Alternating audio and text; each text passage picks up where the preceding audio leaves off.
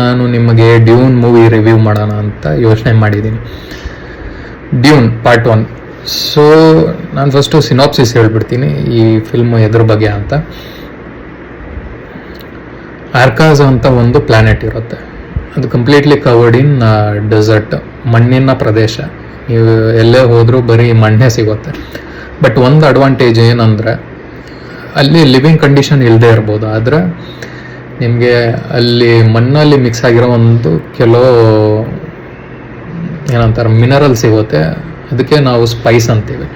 ಆ ಸ್ಪೈಸಿಂದ ನೀವು ಎಕ್ಸ್ಪೋರ್ಟ್ ಮಾಡಿದ್ರೆ ತುಂಬ ಲಾಭ ಪಡ್ಕೋಬೋದು, ವಿಚ್ ಈಸ್ ಯೂಸ್ಡ್ ಫಾರ್ ಈ ಥರ ಸ್ಪೇಸ್ ಟ್ರಾವೆಲಿಂಗ್ಗೆ ಫ್ಯೂಯಲ್ ಥರ ಯೂಸ್ ಮಾಡೋದು, ಇಲ್ಲ ಮೆಡಿಕಲ್ ಅಪ್ಲಿಕೇಶನ್ಗೂ ಯೂಸ್ ಆಗುತ್ತೆ ಅದು.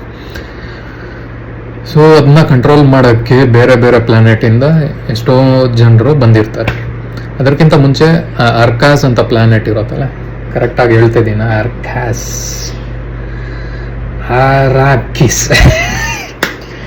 ಅರಾಕಿಸ್ ಸಾರಿ, ಆ ಪ್ಲ್ಯಾನೆಟ್ ಹೆಸರು ಅರಾಕಿಸ್, ನಾಟ್ ಅರ್ಕಾಸ್. ಅರಾಕಿಸಲ್ಲಿ ಕೆಲವು ಜನರು ಇರ್ತಾರೆ, ಅಂದರೆ ಅವರು ಒರಿಜಿನಲ್ ಪೀಪಲ್, ಅವ್ರ ಹೆಸರು ಫ್ರೆಮೆನ್ಸ್ ಅಂತ ಇರ್ತಾರೆ.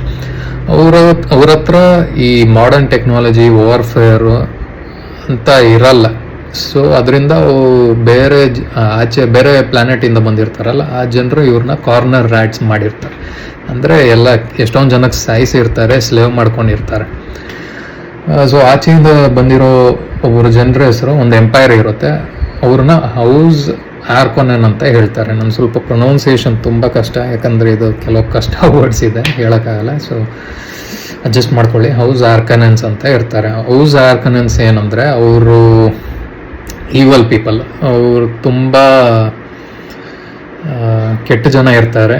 ಈ ಫ್ರೆಮೆನ್ಸ್ ಅಂತ ಇರ್ತಾರಲ್ಲ, ಅವ್ರನ್ನ ಎಲ್ಲರನ್ನೂ ಸಾಯಿಸ್ಬಿಟ್ಟು ಆ ಸ್ಪೈಸ್ನ ಅವ್ರದ್ದೇ ಮಾಡ್ಕೊಳ್ಳೋಕ್ಕೆ ಇದು ತುಂಬ ಕಷ್ಟಪಡ್ತಾ ಇರ್ತಾರೆ.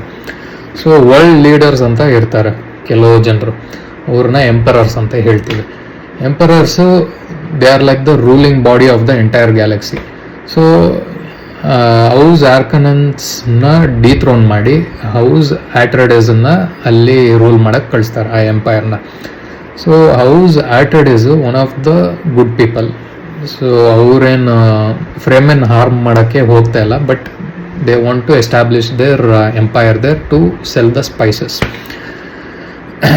ಏನಾಗುತ್ತೆ ಅಂದರೆ ಈ ಹೌಸ್ ಆಟ್ರೆಡೆಸಲ್ಲಿ ಒಳಗಡೆನೆ, ಅಂದರೆ ಏನಂತಾರೆ, ಅಲ್ಲಿ ಒಳಗಡೆ ಕೆಲಸ ಮಾಡ್ತಾ ಇರೋ ಜನರೇ ಕಿಂಗ್ನ ಬಿಟ್ರೆ ಮಾಡಿ ಅವನ್ನ ಸಾಯಿಸ್ತಾರೆ.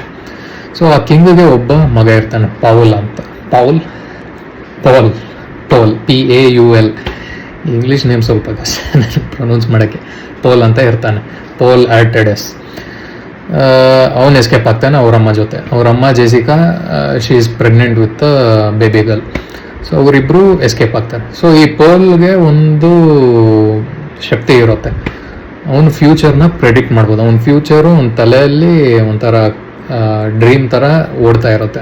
ಫ್ಯೂಚರ್ ಏನಾಗ್ಬೋದು, ಹೆಂಗೆ ಡಿಸಾಸ್ಟರ್ ಏನು ನಡೆಯುತ್ತೆ ಅಂತ ಎಲ್ಲ ಅವನ ತಲೆಯಲ್ಲಿ ಪ್ರೆಡಿಕ್ಟ್ ಮಾಡ್ಕೋಬೋದು.